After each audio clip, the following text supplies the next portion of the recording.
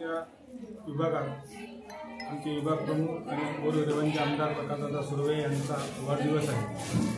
तसेच आमचे शाखा प्रमुख कौस्तुभ मामुनकर यांचाही वाढदिवस आहे। या दोन्ही वाढदिवसाच्या औचित्य साधून आज आम्ही आमच्या विभागातील बालवाडीतील सर्व बालगोपालांना अंगणवाडीमधील सर्व विद्यार्थ्यांना आपण स्कूल बॅग आणि खाऊ वाटप या ठिकाणी आयोजित केलं होतं। त्याचं आज या ठिकाणी आम्ही आता वितरण केलेलं आहे।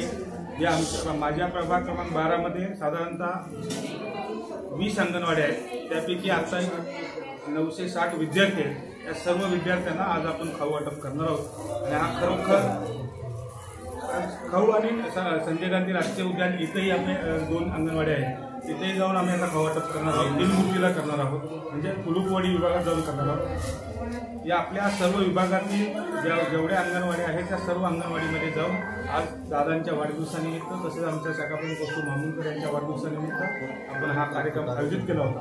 मी आई तुळजाभवानी यांनी प्रार्थना करतो की दादांना आणि कौस्तुभ मामुनकर या दोघांनाही या म्हणजे त्यांचा दीर्घायू लाभो, त्यांचा पुढील राजकीय कार्यकाल एकदम अबाधित राहू एवढंच या निमित्त प्रार्थना करतो। इथं थांबतो। जय हिंद, जय महाराष्ट्र। मी प्रथमतः आपल्या महागाड आणि विधानसभेतील गोरगरिबांचे लाडके आमदार प्रकाशदादा सुर्वे साहेबांना वाढदिवसाच्या हार्दिक शुभेच्छा देतो। तसेच आमचे धडाडीचे आणि कार्यतत्पर शाखा प्रमुख कौस्तुभ मामुनकर यांना देखील वाढदिवसाच्या हार्दिक शुभेच्छा देतो।